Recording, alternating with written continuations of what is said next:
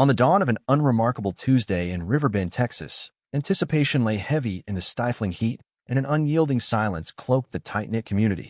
The courthouse, an austere building of weathered brick and timber, stood imposingly at the heart of the town square, its shadow stretching long over the deserted streets. Inside, the atmosphere was fraught with emotions. Tension hummed like a potent undercurrent through wooden benches worn smooth by years of deliberation and verdicts. Elijah Daniels occupied the defendant's stand, his presence commanding without intention. His appearance was one of composed dignity, eyes deep and calm, skin as rich as the earth after rain, and the kind of quiet strength honed over years of labor at his automotive shop on the town's edge.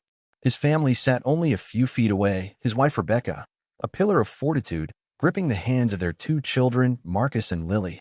Their faces reflected a mosaic of emotions, defiance, hope, and fear, mingling under the sterile light of the courtroom. As the judge entered, an older man with a stern countenance that belied the empathy resting beneath, the room's murmurings tapered into silence. Elijah's attorney, a beleaguered public defender, shuffled papers nervously. Across the aisle, the prosecutor's smug confidence dripped disdain. Whispers of bias and injustice had marred Elijah's path to this moment, with each whispered innuendo and every misstep taken by a judicial system on autopilot steadily closing in on him like a vice. "All rise," crooned a bailiff, his voice echoing solemnly.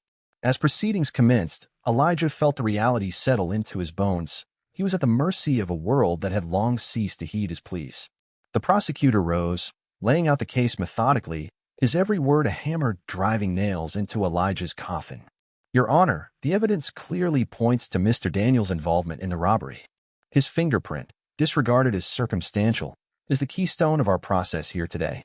Elijah's heart was steadfast in the knowledge of his innocence. On the night of the alleged crime, he had been home with his family.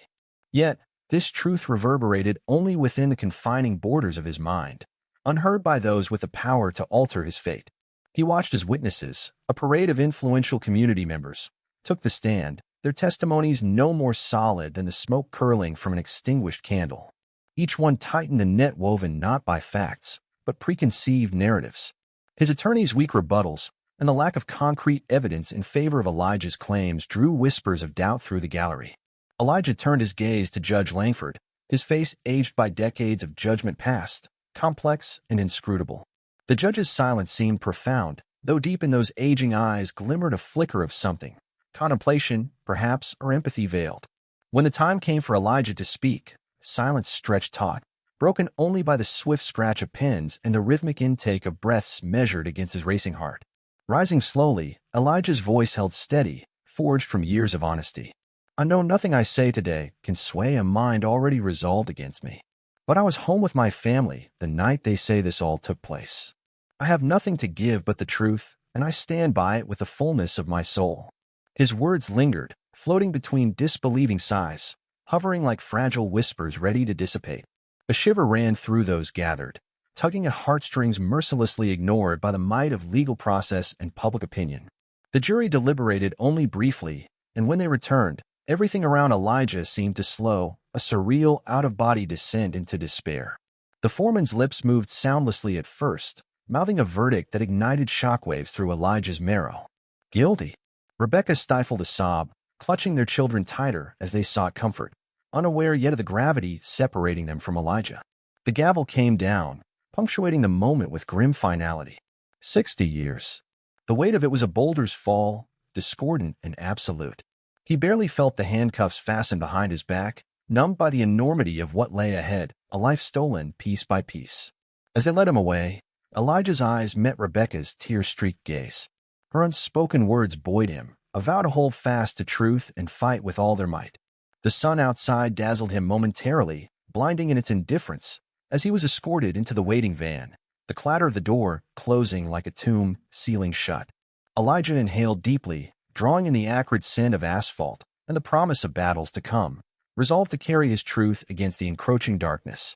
Inside his cell that first night, cold and implacable, Elijah lay awake beneath the thin blanket, his soul refusing to yield entirely. An inner flame, quiet but unquenchable, flickered in defiance. In the midst of darkness, Elijah Daniels began a journey not imagined, where the truth he clung to and the light he harbored within could, perhaps, brighten a path towards justice not just for himself, but for others bound by similar chains. Before sleep took him, his thoughts lingered on his family's faces, the future ferociously anchored in the hope of redemption. The dusky light of the courtroom filtered through half-drawn blinds, casting lines of shadow across the sober faces gathering within its walls. The space, both intimate and oppressive, felt charged with history, decades of judgments rendered, fates sealed. Today, it was Elijah Daniels' turn under the scrutinizing gaze of justice, a system meant to be blind yet so often entangled in the prejudices of those steering its course. As the trial unfurled, Elijah found himself an unwitting actor in a drama with stakes immeasurable. The prosecutor, a fiery man with a zeal for conviction, set about his task with a meticulous passion. He eluded empathy as if it were the plague. His every phrase was crisp, calculated, hammer blows shaping an airtight case crafted not from truth, but convenient fabrications. Mr. Daniels, he spoke, turning toward the jury who watched with rapt attention, stands accused because the evidence is irrefutable. We have witness statements, physical evidence. A fingerprint places him at the scene. We exist on facts. Elijah shifted slightly in his seat, listening to the reality of his life being reconstructed with sinister elegance. The prosecutor's voice rose and fell with practiced rhythm, each inflection designed to instill certainty. Yet, beneath this, Elijah sensed fear, a concern for a narrative too tidy to challenge, too neatly packaged to endure scrutiny. Rebecca, a bastion of strength and hope, sat rigid and unmoving in the gallery, her gaze pinned on Elijah with an intensity that felt tangible. She radiated an aura of defiant belief, a presence bolstering Elijah's resolve.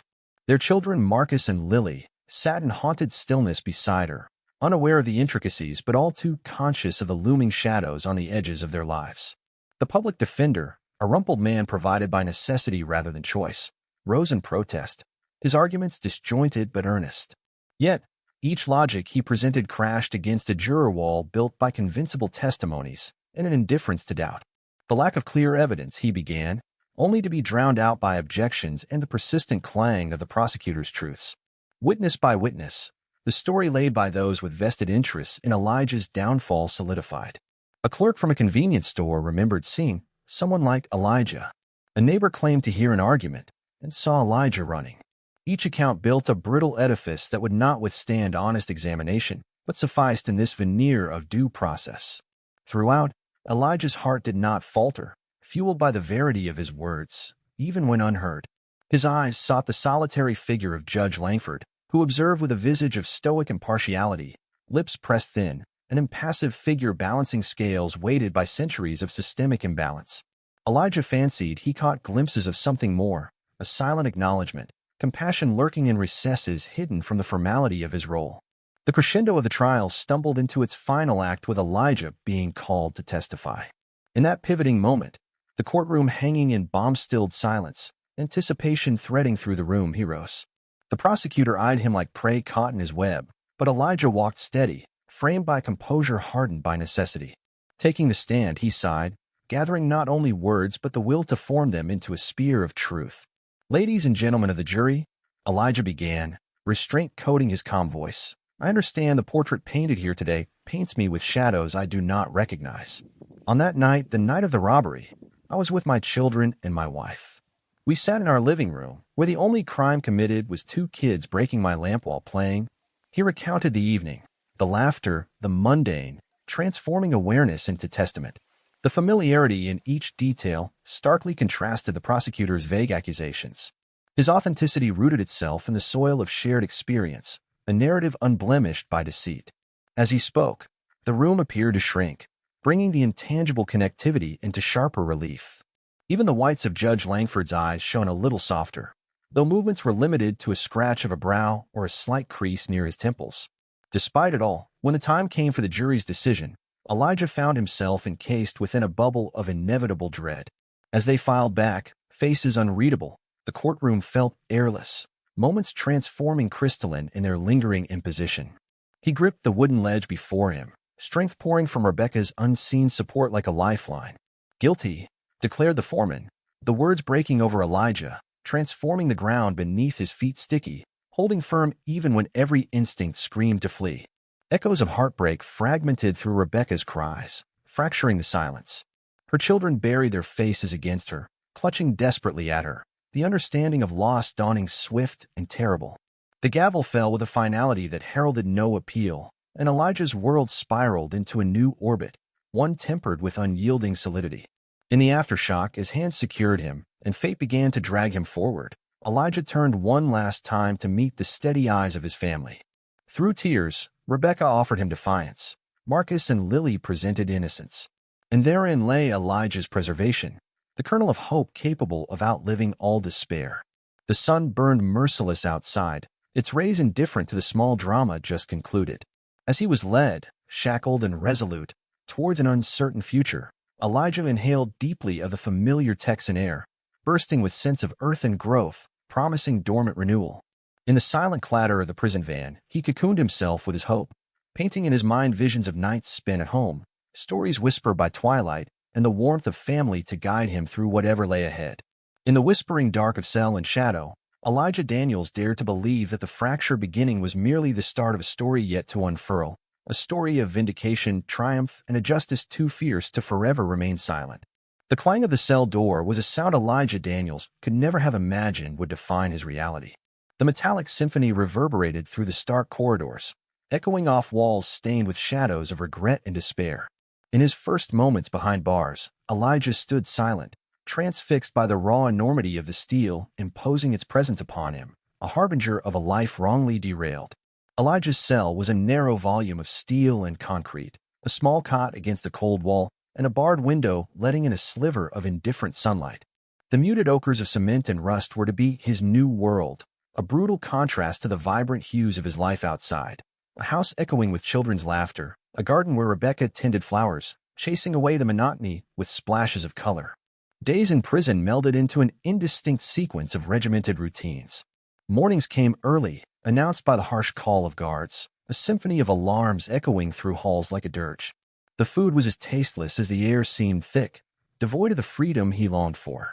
Yet, amidst the rubble of friends lost and dreams deferred, Elijah sought refuge in the small acts of defiance he could muster, maintaining his dignity despite the noose of systemic injustice tightening around him.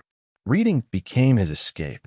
From the thin volumes provided in the prison library, he reconstructed the world he missed and the possibility of worlds yet unexplored. Old stories morphed into new adventures each time he inhabited them, casting shadows of renewed belief through his often fragile resolve. The Bible, too, became a steady presence, its passages wrapping him in solace and fortitude, urging him toward patience even when redemption seems unreachable as the horizon. Among the faceless crowd of inmates, Elijah found kinship. Behind the masks of hardness and aggression worn for survival, there were stories not unlike his own. Men from varied backgrounds, caught in a machine that didn't care to parse the innocent from the meek, bonded over shared grievances and the hope of eventual release. To them, Elijah became a figure compelling respect despite his soft-spoken demeanor, his unwillingness to succumb to the hopelessness thick about them. In these bonds, Elijah discovered the weight of unheard voices. He listened to harrowing tales that paralleled his, men ensnared in an imbalanced system, dreams withered under injustices they could not weather alone. Camaraderie offered strength, fueled Elijah's growing conviction that his fight was not solely against the crime he was accused of, but against a legacy of marginalized narratives, drowning beneath the roar of the state's machinery. One afternoon, as pale light filtered through the high bars, Elijah met Jeremiah, whose reputation for toughness belied a profound introspection. "You ever get tired, Elijah?" Jeremiah asked, drawing circles in the air with an eloquent finger, his expression contemplative. "You a good man, don't seem fit for this place. Gotta keep your head up. Never let them see the clocks they hung on your soul." Elijah smiled faintly, an anchoring gesture amid shifting tides. "Every day, Jeremiah," he confessed. "But tired ain't defeat. I promised my family. That's my timepiece, and I ain't breaking that for anyone." These conversations often lingered in the air like unclaimed melodies, notes once silenced beginning to crescendo within the crevices of Elijah's mind. Their collective resilience, a silent chorus beneath the daily hum of prison life, sowed seed of acumen, each story a trellis from which new awareness grew, guiding Elijah towards broader vistas of resistance and understanding. Visitation hours could neither shorten nor lengthen time's unyielding passage, yet they punctured Elijah's existence with light. Rebekah, resolute and stunningly courageous, became the tether anchoring him to the life he vowed to reclaim. Her visits, though infrequent due to meager resources, threaded unbreakable bonds with every reassuring word and quiet prayer. Their conversations, whispers of love delivered through dense glass barriers, fortified Elijah against the harshness of his surroundings. "We're still here, Elijah," Rebecca often reminded him, her voice carrying the weight of their shared endurance. "The truth cares not for walls. It's coming, and it'll break these down." Marcus and Lily, his children, lanterns of innocent grace, crafted drawings for their father. Elijah pinned them to the dull walls of his cell, eaves of vibrant color in his monochrome confinement. Their imaginations painted landscapes of beyond, vistas where fences crumbled and open skies once more sang his name. Each strip of crayon whispered promises of futures yet to be fulfilled, an invincible testament to the life he refused to relinquish. Through the isolation of imprisonment, a minute shift and determination unfurled within Elijah, a seed nourished by resilient convictions and bolstered by revelations trapped behind bars. Here was a world warped in stagnancy, but brimming with revolutions yet to spark, waiting for the right kindling. Within himself, Elijah felt the pillars of renewed purpose forming, a tenacity that would push beyond personal redemption toward a broader reckoning. Elijah began documenting his thoughts, each entry a ledger of hope and truth produced from introspection, each word a step out of the shadows and into a place where narratives like his had power. These musings on justice and resilience were no mere distraction. They forged a beacon, one intent on guiding others toward discovering strength within themselves. In those steel confines, Elijah Daniels learned that beneath the heavy ironwork, resilience could flourish. From faded pages and improbable friendships, he garnered the wisdom necessary to kindle the fragile flames of change, transcending discussions of innocence to script arenas of potential transformation. Elijah's home-shaped captor was no longer simply prison walls but possibility unbound, a foundational stone upon which he envisioned building not only his liberation but a new monument of justice for those whose tongues remained shackled by indifference. In the company of brothers forged in shared fire, Elijah Daniels found the power within his own indomitable spirit, a miracle beneath the stern gaze of silence, carving triumph from the steel of his confinement. It was another ordinary Tuesday in the prison library, a sanctuary of faded spines and dog-eared pages, where the unchanging rhythm of time was sometimes soothed by the crinkle of turning pages and the soft murmurs of contemplation. Elijah Daniels sat in a corner, absorbed in yet another book, the words transporting him away from the oppressive confines of steel and concrete to realms where possibilities felt as tangible as the beat of his resilient heart. His eyes flicked over the yellowed pages, absorbing the ideas and worlds crafted by those who'd never known the confines that now defined his days. Just as Elijah became engrossed in the text, he caught a flicker of movement. A man he hadn't seen before stood near the entrance, clipboard in hand, assessing the room with a gaze sharpened by purpose. There was something about the man's demeanor, maybe the slight uncertainty mingled with determination, that drew Elijah's attention. This was not a guard or a prisoner, but someone from the outside, a visitor to the forgotten. Their eyes met briefly, a silent acknowledgement shared across the dusty expanse of the library. Feeling a sense of curiosity and the faintest spark of hope, Elijah returned to his book, though his mind lingered on the newcomer. After a few moments, the man approached, his footsteps barely audible on the cold floor. "Excuse me," he said, his voice carrying the soft authority of someone unaccustomed to the setting but eager to belong. "Are you Elijah Daniels?" Elijah nodded, meeting the man's gaze directly. It was a rare sensation to have someone look at him without judgment or pity, just genuine interest. "Yes, that's me," he replied, intrigued by the stranger's presence. "Can I help you?" "I'm Jacob Harris."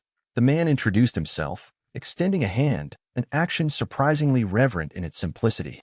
Elijah shook it, feeling the warm firmness of a hand that had never known the cold restraint of cuffs. "I'm a volunteer attorney. I came across your case, and, well, I see something that doesn't sit right. Would you mind if we talked?" Elijah's mind raced, cautious optimism waging a battle against the cynicism that his incarceration had nurtured. He'd encountered many who promised help but delivered none. Still, there was something in Jacob's demeanor, a sincerity that felt like a lifeline thrown into turbulent seas. "Sure, I've got time," Elijah said, mustering a small smile beyond the stoicism of his parole-ready visage. Jacob took a seat across from Elijah, setting his clipboard aside. He spoke with the careful precision of a man who knew the weight of unwarranted assumptions. "I've been reviewing your trial transcripts and the evidence presented against you. There's a lot that doesn't hold up under scrutiny," Jacob explained, his eyes earnest and unwavering. "I believe there's a real opportunity here, to not just reveal the truth, but to fight the broader injustices in cases like yours. Elijah's heart quickened, not with naive hope, but with a bracing wind of potential change. "You think there's a chance to clear my name?" he asked, his voice conveying both the disbelief and the raw yearning that fought to coexist within him. "There's more than a chance," Jacob replied, enthusiasm edging his words. "There are gaps in the prosecution's story, witness testimonies inconsistent, forensic evidence overlooked. It paints a picture that's at best negligent and at worst deliberately misleading." Elijah absorbed the information, his mind a tumultuous storm of memory and possibility. He had long since built a shield against false promises, but Jacob's offer cracked through, sending slivers of light into his measured endurance. "What do you need from me?" Elijah asked, leaning forward with cautious engagement. "Anything you can tell me, details that didn't come up during the trial, anything that might have been ignored or misrepresented." Jacob's gaze held a fire of dedication that Elijah had not seen in anyone else. "And I'll handle the rest. But it's going to take time. Revisiting a case isn't quick." As they spoke, the noise of the background faded away, leaving only the stark reality of Elijah's situation and the improbable hope of alliance forming between him and this dedicated attorney. They discussed the case, the failures in procedure, and the personal truths that had been glossed over in favor of damning, incomplete stories. Elijah shared his perspective openly, threading his narrative with the quiet strength of a man who had seen the worst and still preserved the best inside him. As the meeting drew to a close, Jacob stood, his resolve as firm as when he'd first entered. "Thank you for trusting me with this, Elijah. It could make a real difference, not just for you, but for those who've been overlooked in similar ways." Elijah nodded, a sense of gratitude washing over him. "I never thought I'd meet someone who believed in me as much as you do," he admitted. "It gives me something to hold on to." Jacob smiled, a gesture mirrored by the half-broken but unyielding man before him. "It's not about belief, Elijah. It's about truth. We'll fight for it together." With that, Jacob left Elijah with a promise of return, his steps echoing softly as he departed the library, leaving Elijah to contemplate the unexpected ally who had walked into his life. It was a moment that marked the beginning of something Elijah had almost forgotten, the taste of hope untainted by the bitterness of betrayal. That night, Elijah lay awake in his narrow cot, the muted sounds of prison life transforming into the cadences of a world within his grasp. Amidst the silence of his cell, he reflected on the day's revelations, each thought infused with a newfound determination. Somewhere amidst the shadowed walls and broken dreams lay a path back to the life he once knew, a path that, through Jacob's help, was slowly becoming visible. It was another ordinary Tuesday in the prison library, a sanctuary of faded spines and dog-eared pages, where the unchanging rhythm of time was sometimes soothed by the crinkle of turning pages and the soft murmurs of contemplation. Elijah Daniels sat in a corner, absorbed in yet another book, the words transporting him away from the oppressive confines of steel and concrete to realms where possibilities felt as tangible as the beat of his resilient heart. His eyes flicked over the yellowed pages, absorbing the ideas and worlds crafted by those who'd never known the confines that now defined his days. Just as Elijah became engrossed in the text, he caught a flicker of movement. A man he hadn't seen before stood near the entrance, clipboard in hand, assessing the room with a gaze sharpened by purpose. There was something about the man's demeanor, maybe the slight uncertainty mingled with determination, that drew Elijah's attention. This was not a guard or a prisoner, but someone from the outside, a visitor to the forgotten. Their eyes met briefly, a silent acknowledgement shared across the dusty expanse of the library. Feeling a sense of curiosity and the faintest spark of hope, Elijah returned to his book, though his mind lingered on the newcomer. After a few moments, the man approached, his footsteps barely audible on the cold floor. "Excuse me," he said, with a voice carrying the soft authority of someone unaccustomed to the setting but eager to belong. "Are you Elijah Daniels?" Elijah nodded, meeting the man's gaze directly. It was a rare sensation to have someone look at him without judgment or pity, just genuine interest. "Yes, that's me," he replied, intrigued by the stranger's presence. "Can I help you?" "I'm Jacob Harris." The man introduced himself, extending a hand, an action surprisingly reverent in its simplicity. Elijah shook it, feeling the warm firmness of a hand that had never known the cold restraint of cuffs. "I'm a volunteer attorney. I came across your case, and, well, I see something that doesn't sit right. Would you mind if we talked?" Elijah's mind raced, cautious optimism waging a battle against the cynicism that his incarceration had nurtured. He'd encountered many who promised help but delivered none. Still, there was something in Jacob's demeanor, a sincerity that felt like a lifeline thrown into turbulent seas. "Sure, I've got time," Elijah said, mustering a small smile beyond the stoicism of his parole-ready visage. Jacob took a seat across from Elijah, setting his clipboard aside. He spoke with the careful precision of a man who knew the weight of unwarranted assumptions. "I've been reviewing your trial transcripts and the evidence presented against you. There's a lot that doesn't hold up under scrutiny," Jacob explained, his eyes earnest and unwavering. "I believe there's a real opportunity here to not just reveal the truth, but to fight the broader injustices in cases like yours." Elijah's heart quickened, not with naive hope, but with a bracing wind of potential change.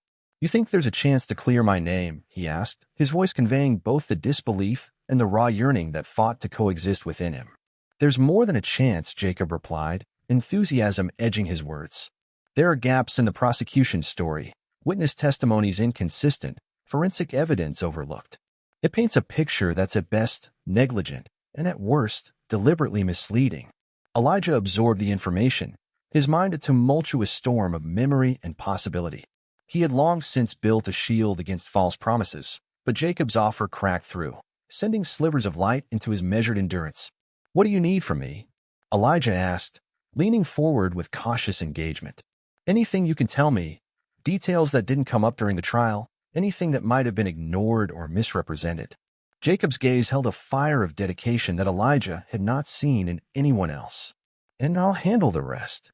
But it's going to take time. Revisiting a case isn't quick." As they spoke, the noise of the background faded away, leaving only the stark reality of Elijah's situation and the improbable hope of alliance forming between him and this dedicated attorney.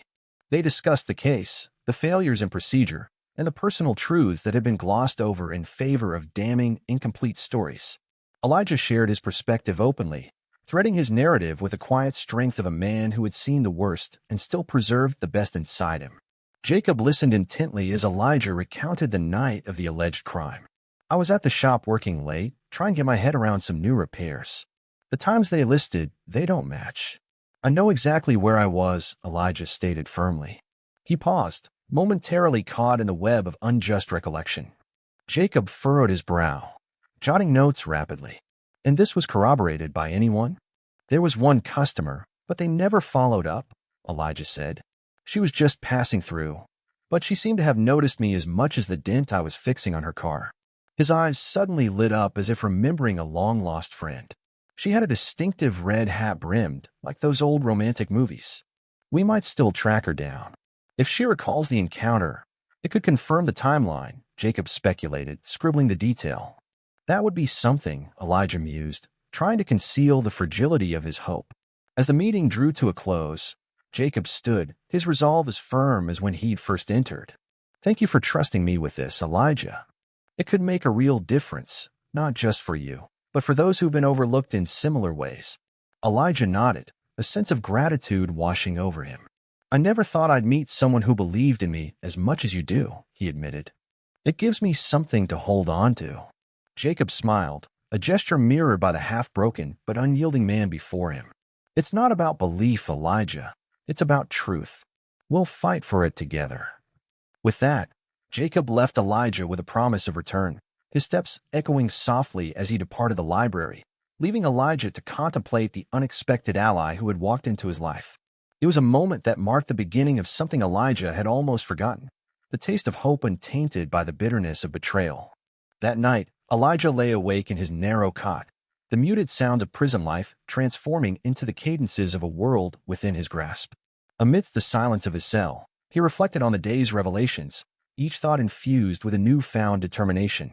Somewhere amidst the shadowed walls and broken dreams lay a path back to the life he once knew, a path that, through Jacob's help, was slowly becoming visible. Elijah's dormant dreams were no longer made of distant echoes, but of the stark reality that a single seed of doubt could unravel an entire tapestry of lies, leading him and those around him to a long-deserved redemption. Amidst the silent sanctuary of the prison library, a flicker of potential shimmered with the unannounced arrival of Jacob Harris, sparking a course neither Elijah nor the prisoners around him could foresee. Time seemed to recede, ushering in a rare moment where the weight of his unjust existence lightened, buoyed by the potential of rediscovered truth. Elijah Daniels, even amidst the crushing weight of incarceration, possessed a deep-seated wisdom drawn for hardship and quiet resilience. Each page he turned was a testament to his hope that knowledge would one day unlock his prison of despair and restore him to the family he so missed. But here was the tangible possibility of his vindication wrapped in the form of Jacob, whose eyes gleamed with earnest belief that had long remained elusive for Elijah. The gentle hum of prison life transformed into a meaningful dialogue between them, the distant echoes of clanging doors and hushed conversations fading into insignificance. Jacob expressed his findings, articulating them with the fervor of a man on the cusp of a pivotal revelation. Your case, Elijah, what's been done to it to you? It isn't just a tragedy. It feels like a story where the villains manipulated the script, Jacob stated, intertwining empathy with his professional critique. Elijah listened, the words unlocking memories of the many courtroom days he'd spent feeling more a subject of fiction than a purveyor of truth. Jacob's recounting of discrepancies awakened a cautious optimism buried beneath a torrent of analytical thinking. As details spilled forth, a counter-narrative began to form, a possibility of reclaiming his lost self. There are inconsistencies in every critical point they used against you, the timeline, the witness statements, all of it built around a single misplaced fact that snowballed uncontrollably, Jacob continued, his speech peppered with unwavering conviction. Warmed by this unexpected alliance, Elijah offered more than just his attention. He shared raw fragments of his memory, pieces of his life on that ill-fated night that painted vastly different scenes than those portrayed in courtrooms filled with disdain. I kept records of the shop, Elijah pointed out, speaking slowly as memories rebuilt themselves from the rubble of injustice. Notes, dates, times, there was order in the midst of it. At least, there was until I was ripped away. And this record, you're sure you documented that work? Jacob asked, noting the essential detail. Positive. I always did. Elijah nodded, a firm emphasis on truth, the only weapon he had left. That night, a customer strolled in, unexpected but welcome. Had me working late on her car. She was in and out quick, but she stood out because of that red hat. You know, like those classic movies. Jacob's mind wove through potential leads, the singular image of this woman bridging the chasm of doubt between conviction and vindication. We'll retrace these steps, Elijah. If she's around, we'll find her. Elijah absorbed the words, letting disbelief and cautious hope dance side by side as they weighed themselves in the balance of reality. He cracked a toothless grin, seasoned by skepticism but brightened by Jacob's genuine determination. It's been a long time since someone looked past what they told him to see me standing here. Jacob's expression softened, touched by Elijah's sincerity. Your voice deserves to echo beyond these walls, Elijah, he said solemnly, and it should never have been silenced. As the dialogue wove through courtroom accounts and personal testimonies, they began understanding the greater systemic failings that pinned Elijah in a cage he'd never earned. Jacob's expertise opened new pathways to explore, crafting careful strategies that could unearth the overlooked and restore justice. When they paused, the prison library had become more than just a sanctuary. It was a breeding ground for redemption, one crafted by resolve and burgeoning camaraderie. Before leaving, Jacob reassured Elijah, his hand resting reassuringly on the table between them.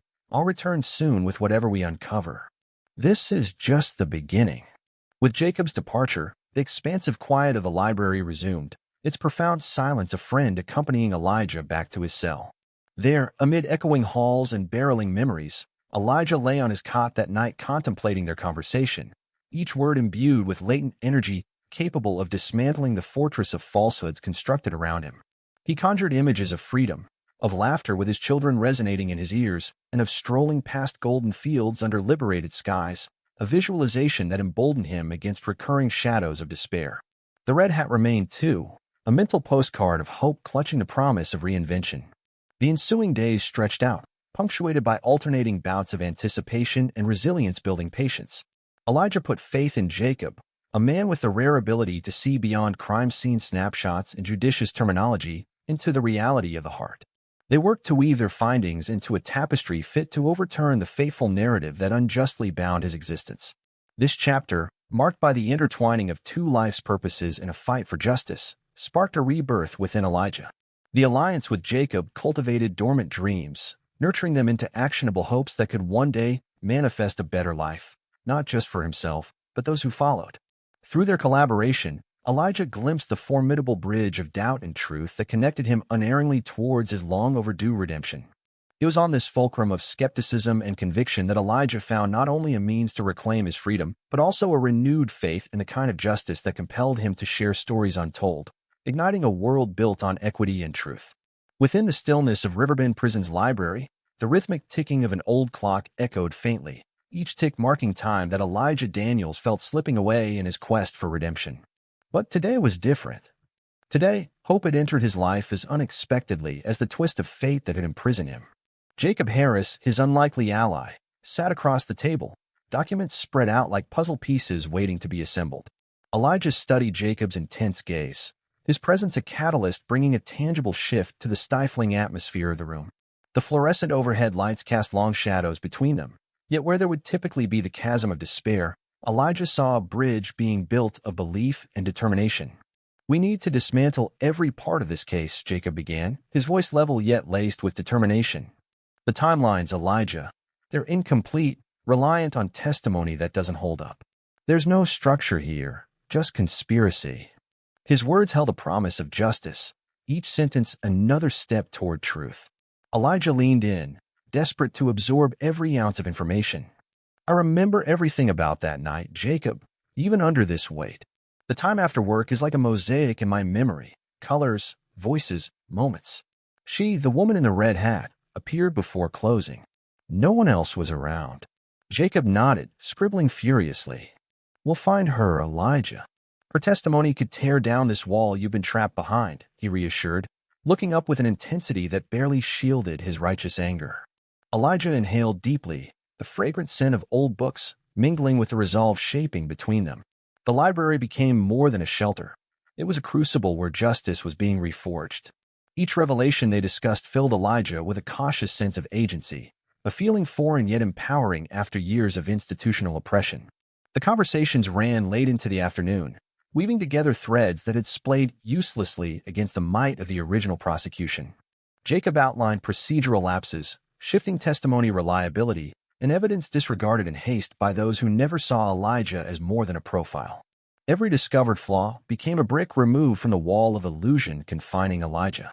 As they worked, moments of shared silence replaced by the scratching sound of pen on paper, Elijah allowed himself to imagine a future once more, one where his children's laughter was not merely an echo but a living sound, where he could walk among the cotton fields of Riverbend beneath the warmth of the sun unburdened. Finally, Jacob broke the silence. "I've lined up some solid contacts who can assist us. Forensics experts with integrity, whose testimonials won't flinch under pressure." His expression was a concoction of encouragement and sincere fervor. "We'll outline every possibility, no stone unturned, so when we stand before an appeal judge, the picture they see will reflect the reality of your innocence."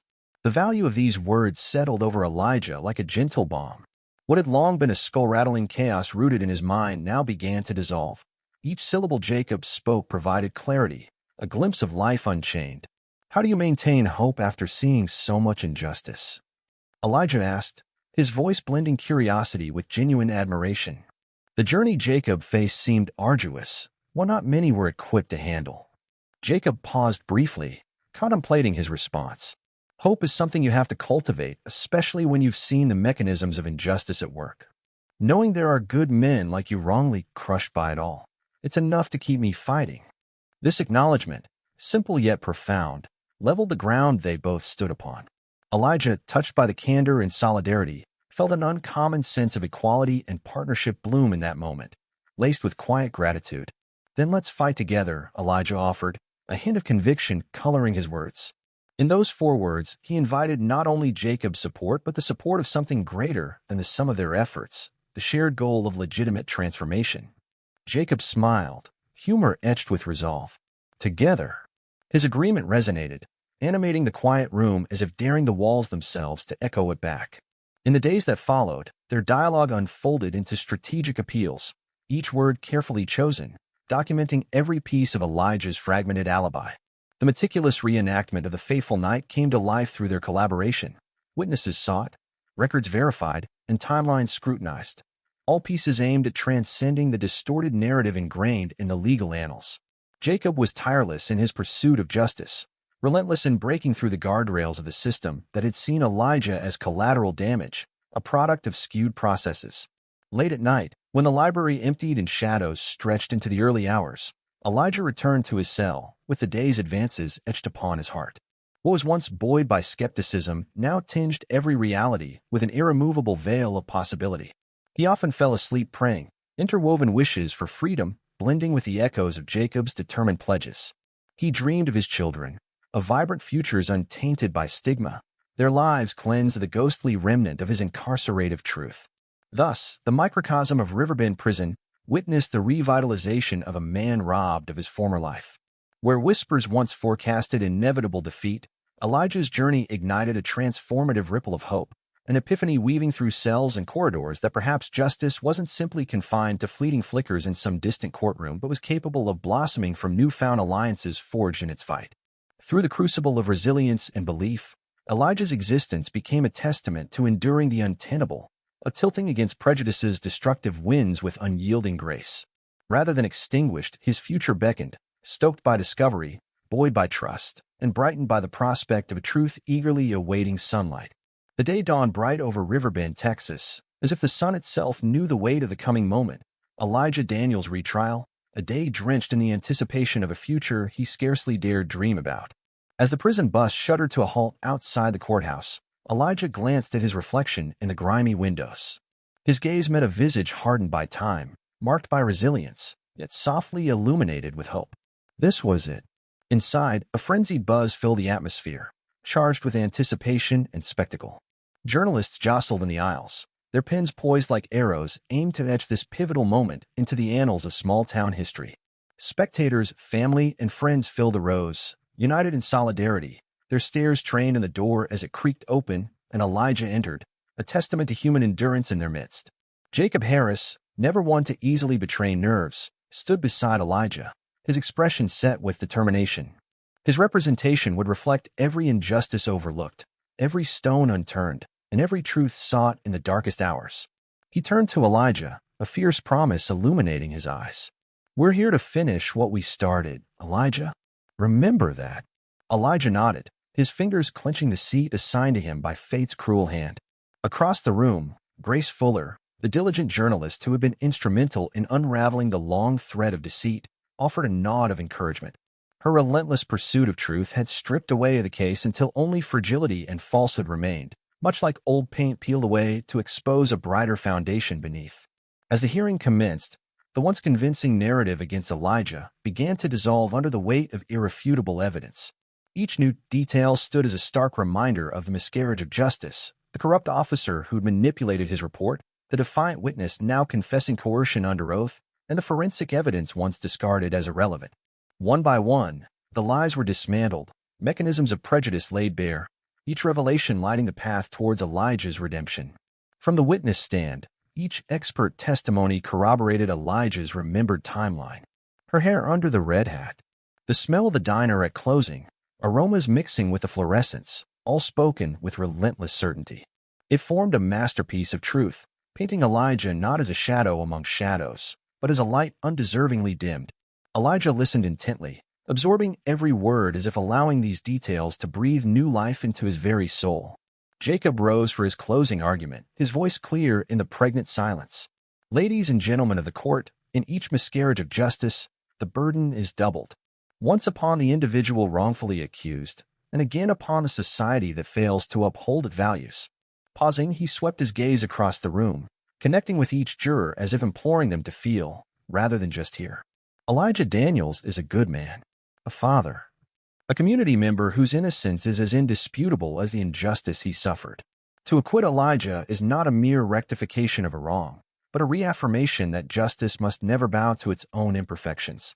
His words echoed, settling like a specter of integrity in the charged air, casting shadows of reflection upon each juror seated on their perch of moral discourse. Time seemed to stretch interminably as deliberations slagged through the hall, dragging uncertainty and hope in its wake. Elijah sat quietly, hands steepled in earnest prayer, feeling the pulse of anticipation ripple through the courtroom.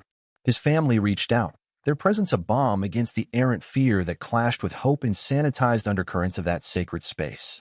Elijah understood now that this day transcended his own fate. It was a reckoning, a chance to refine justice itself. Then the moment broke. The jury filed in, solemn resolve etched upon their faces. The foreman, a middle-aged man old enough to have maybe known prejudice, but who looked resolute against its familiar call of judgment, stood ready. Each word he spoke severed the thread of Elijah's oppression. Not guilty. Silence quivered, then shattered under a chorus of disbelief and joy, erupting from the gallery like a long-suppressed spring fountaining from the depths. Elijah felt the world tilt around him as he was swept into an embrace of existence regained. Tears surged unbidden, a cleansing tide, washing away the injustice that had threatened to drown him. Jacob, tears brimming behind steel-rimmed glasses, clasped Elijah's hand and shared victory. Outside, sunlight kissed Elijah's skin like the hesitant warmth of a long-absent friend. He inhaled deeply, tasting freedom, his senses awakening to each nuance he'd once taken for granted: the fresh green scent of grass, the sharp cawing of a crow overhead, and the chaotic symphony of Riverbend teeming with vibrant life. Beside him, his children, older now but unchanged in their essence, bounded forward, their cries of "Daddy" mingling with laughter, a melody Elijah drank in hungrily. As news crews jostled for statements and supporters gathered in jubilant clumps, Elijah took a moment to reflect on the whispers of despair and determination that led him here. Jacob and Grace stood together, their efforts indelibly entwined, pivotal chapters in the story of his liberation. His heart swelled with gratitude, a rare and beautiful bloom unfurling amid the wreckage. "Thank you," he said quietly, his voice hardly more than the sigh of leaves in the gentle breeze, yet heavy with the knowledge of battles fought and won. Jacob nodded, filled with the satisfaction of the righteous. "Today, we did more than prove innocence. We redefined justice." In that moment, Elijah recognized the profound truth of their collective journey. Justice was a living, breathing force, one they had stirred from its slumber, now looming large over the streets they walked, promising never again to overlook the humanity beneath its scales. Liberation Day became more than just Elijah's release. It was symbolic of the realignment of a society willing to face its flaws, engage with its imperfections, and emerge humbled but invincible beneath the weight of newfound truth. Elijah Daniels was finally home, ushered into a bright and wide world, blessedly emboldened with purpose and enriched by the lessons of a love that transcended even the darkest of chains. The shock of liberation reverberated through Elijah's body like the echoes of a bell that had been struck too hard, yet rang with undeniable clarity. Hours after leaving the courtroom, the muzzy sense of disbelief began to dissipate, replaced by a cautiously burgeoning joy. As evening settled upon Riverbend, he stood beneath the kitchen light of his modest home, absorbing the warmth and familiarity like a lingering dream finally manifested into reality. His hands traced the worn surface of the dining table, memorizing its grooves and stains as though reacquainting himself with an old friend. His children, Hannah and Jamie, flanked him, their laughter infusing the small space with vibrant life. Each word, every giggle, was an elixir, erasing the void that had yawned open in the years of his absence. They had grown in those stolen years. Hannah's eyes now mirrored her mother's grace beneath the eve of teenagehood, while Jamie's infectious energy simmered with the formidable promise of youth. "Daddy, is it true?" Jamie asked, his voice a mixture of awe and unquenched curiosity. "Did uncles and aunties really come from across town to see you?" "It's true," Elijah responded, the words flowing like a gentle stream. "They all came because they believed what's right." Hannah watched with an expression of fierce, evaluative intelligence, her gaze probing Elijah's own. "They said you fought them. That you showed them who you are," she declared, a statement rather than a question. "Yes," Elijah replied, crouching to meet her gaze levelly, feeling the magnitude of their shared victory resonate in the quiet space between their breaths. "We fought, sweetheart. All of us. To show them our truth." The sound of the door creaking open interrupted their moment, drawing Elijah's attention to the figures silhouetted against the dimming sky. His parents, aged but pressing onward, concern and pride etched deeply in their expressions. They had been silent pillars throughout the ordeal, their steady, reassuring presence silently reinforcing the outposts of Elijah's perseverance. "Son," his father began, his voice a tremulous echo of years spent sowing resilience among whispered prayers, "you made it. We always believed you would." "Yes, Pops," Elijah replied, embracing the elder man whose stooped shoulders had borne Elijah's burden, his mother's tears a gentle benediction. "I'm here because we all held on." Dinner that evening was a sanctuary of warmth, and time unspooled slowly, refusing to be hurried. Old family recipes, dishes of Southern heritage, painted the evening with aromas of spices, herbs, and the sweetest taste of reunion. But amid the storytelling and laughter, Elijah understood even the return to this semblance of normalcy could not erase the years cleaved from him by injustice. He saw it in his children's eyes, a mixture of admiration and the subtle specter of dreams deferred. There is healing to be done beyond these walls, wounds to bind, and a world accustomed to overlooking men like him to hold accountable. Later, as twilight deepened into night and his children finally succumbed to slumber, Elijah retreated to the porch. The night air was cool and fragrant, rich with a humble scent of earth and whispering winds. Stars poked through the velvet sky, observant and patient, as if reminding him of a universe far larger than his immediate battles and triumphs. Jacob Harris arrived shortly after, interrupting the solitude with a soft tap on the wooden railing. His mentor and savior, the man who had held a mirror to truth and reflects Elijah's visage back with unerring integrity, took an adjacent seat without ceremony. Together, they listened to the symphony of crickets, the soundtrack to both reflection and future aspiration. "Join you?" Jacob asked, although familiarity had long passed the need for formality. "Pull up a chair," Elijah answered, gratitude woven into his words. Plenty of room. Silence settled comfortably between them, allowing an organic conversation to blossom from the quietude. "What now, Elijah?" Jacob queried, eyes searching the night as much as his companion, a question brimming with honesty. "There's work to be done," Elijah replied, squaring his shoulders against the unspoken challenges ahead. "If this can happen to me, it can happen to others. We need to change that from the ground up." Jacob nodded approvingly, seeing in Elijah both a new charge and a burgeoning leader. "We started something in there," he mused, gesturing toward the courthouse, the fortress of justice and occasionally error. "But that story, your story, is a message. It's more than just about proving innocence now. It's about awakening that sleeping giant called justice and making it serve every one of its people equally." Elijah shifted in his seat, a quiet determination anchoring him to the conviction within. "Let's make sure the rest of the world knows that too. I want my children to grow up knowing that justice isn't just a dream." The night deepened, stars winking above well into the late hours, the two men forging plans for a future where equal voices meant stronger communities. Conversations stretched across time, the exchanges less of formulated strategy and more akin to unyielding vows cast forward into the night, pledging commitment to preventing the same plight for others. In the days and weeks to follow, Elijah's life became a poignant intersection of personal healing and public advocacy. He became a mentor to those within the same shadows he'd escaped, a voice for reform echoing through auditoriums, community halls, and legislative chambers. Elijah envisioned a justice that healed rather than fractured, rooted in empathy's fertile soil.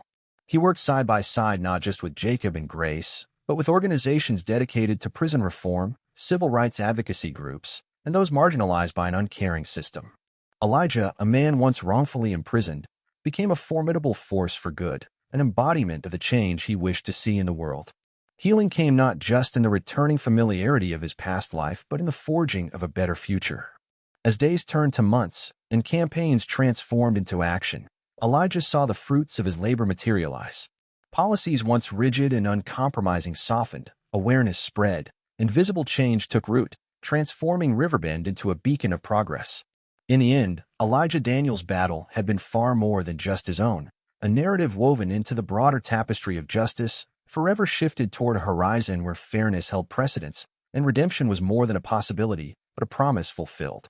Elijah Daniels' liberation sent ripples across Riverbend, reaching far beyond the immediate circle of courtrooms and legal briefs. It began within his own circle. Neighbors, friends, and families who once tiptoed around conversations of injustice now found themselves at the heart of an evolving dialogue. His victory did not simply reunite him with his children and aging parents. It became a clarion call which the entire town could no longer ignore. The week following his return home was one blanketed in fresh discoveries, as Elijah reacquainted himself with the town and people who had remained steadfast in spirit during his absence. Grace Fuller's article about his journey, published in a national magazine, painted his story across wider landscapes. Essays, testimonials, and videos circulated, and Riverbend found itself in the spotlight, a case study of how justice can falter and recover. Ordinary people gathered outside Elijah's modest home, each eager to shake the hand of the man who transformed personal misfortune into public triumph. Some arrived seeking guidance. Others brought baked goods or family heirlooms, tokens of solidarity passed among them like threads strengthening a communal fabric. The atmosphere buzzed with emotions, a blend of curiosity, empathy, and an awakening to shared responsibilities. Elijah attended church that Sunday, the sanctuary pews filled beyond capacity, parishioners spilling to aisles where shadows mingled with the dim glow of stained glass. The pastor's sermon echoed the need for perseverance amid adversity, a scriptural fortification that mirrored Elijah's own lived parable. Congregants nodded in agreement, their amens deep and fervent. After service, an impromptu gathering formed at the town square, where Elijah took to an impromptu podium fashioned from an overturned apple crate. He gazed upon the sea of faces, some familiar and others new, who had converged into this open forum of unity. 5 years ago, I stood accused for something I didn't do, Elijah began, his voice rich with emotion. And for 5 years, I lived a nightmare I didn't deserve. But I wasn't alone. You all believed in me, not just as a neighbor, but as a man seeking justice in a place that had forgotten its meaning. The crowd hummed with agreement, conversations threading their way through the people like a growing patchwork quilt of agreement. Justice doesn't live in courtrooms or the pounds of a gavel, Elijah continued, holding his gaze steady upon the crowd. It thrives here, among us, through our actions, our decisions to stand by what's right rather than what's easy. We need to champion one another, not just today, but always. Mary Jenkins, an elderly resident long moved by Elijah's plight, raised her voice above the others, her question born of shared vision. How do we start, Elijah? Encouraged by such openness, Elijah smiled, a gesture of warmth mixed with the responsibility now tugging at the remains of his fears. We start together by listening, learning, and doing, he replied. Let's become the change, bit by bit. Let's make sure Riverbend is remembered not as a footnote of injustice, but as a landmark of rejuvenation. Inspired and invigorated, Elijah teamed up with Jacob Harris, Grace Fuller, and an array of volunteers inspired by his cause. They organized community meetings aimed at renewing dialogue on social and racial equality. Elijah, once confined and silenced, became a keystone speaker and an architect of reformation. Under his guidance, awareness campaigns took shape, restorative justice initiatives, educational workshops, forums where officials and citizens met to discuss and revise unfair practices within the legal and policing systems. The town hall brimmed with debates and collaborative solutions, mirroring Elijah's conviction in the absence of dissent. Residents, inspired by the sincerity in Elijah's crusade, mobilized to support not just him, but the broader movement for change he had reinvigorated. Grace's ongoing journalism brought a wider lens to Riverbend's transformation, documenting the progress that blossomed from Elijah's trials. Publications echoed his journey, mirroring the gradual unfolding of change as other towns began applying similar frameworks, recognizing in Elijah a leader molded by compassion and unwavering belief.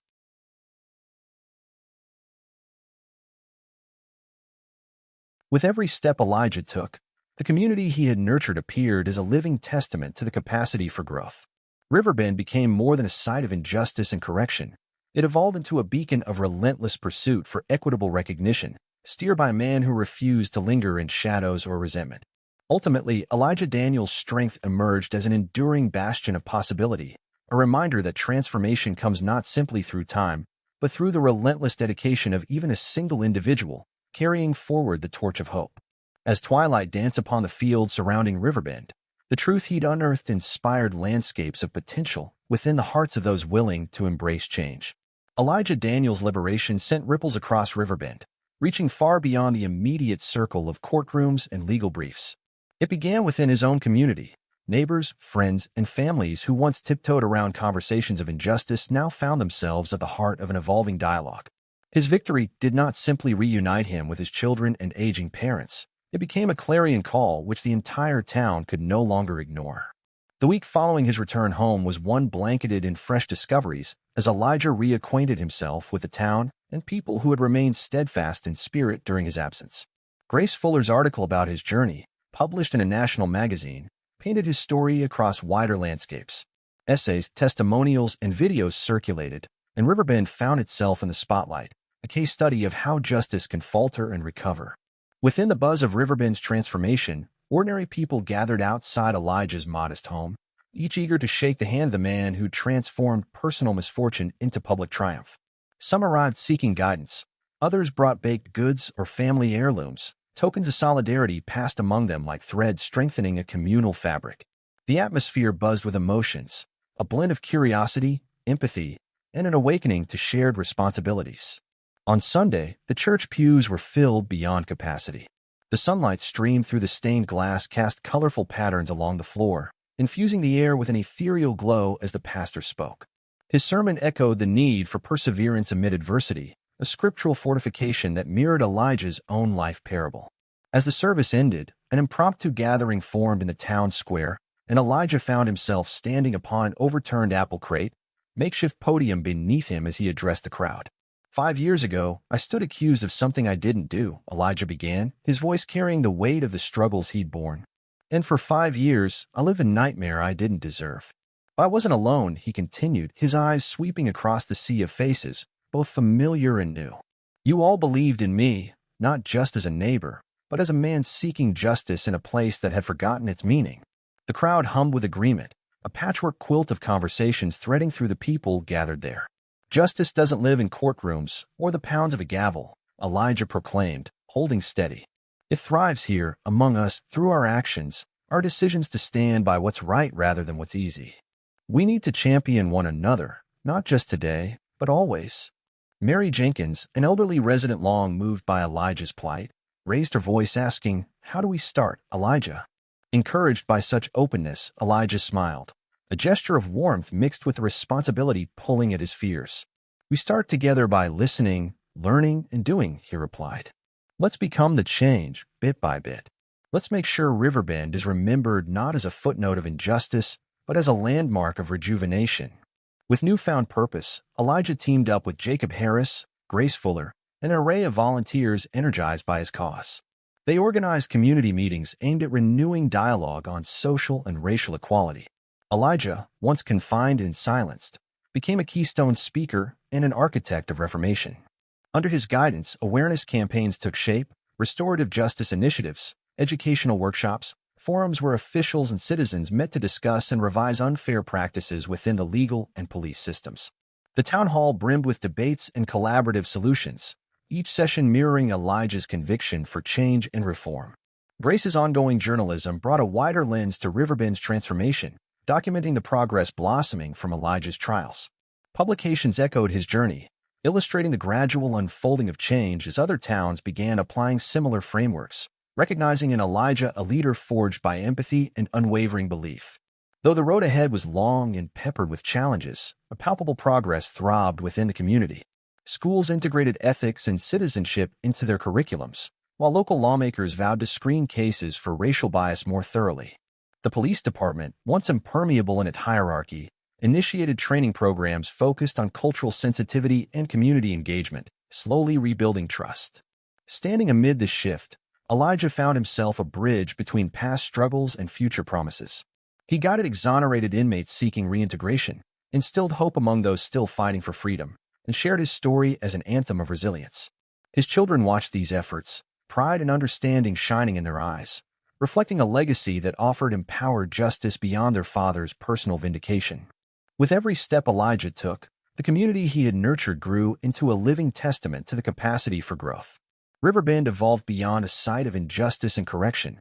It became a beacon of relentless pursuit for equitable recognition, steered by a man who refused to linger in shadows or resentment. Ultimately, Elijah Daniels' strength emerged as an enduring bastion of possibility, a reminder that transformation comes not simply through time, but through the relentless dedication of even a single individual, carrying forward the torch of hope. As twilight danced upon the fields surrounding Riverbend, the truth he'd unearthed inspired landscapes of potential within the hearts of those willing to embrace change. Thus, in Riverbend, as the sun dipped below the horizon, leaving the town bathed in the soft light of stars, Elijah Daniels remained a beacon of redemption. The town vibrated with the heartbeat of a community no longer racked by ignorance, but engaged in making itself anew, a place where justice was not merely recovered, but redefined. A place forever transformed by the indomitable spirit of one man and the collective legacy of all who stood by him.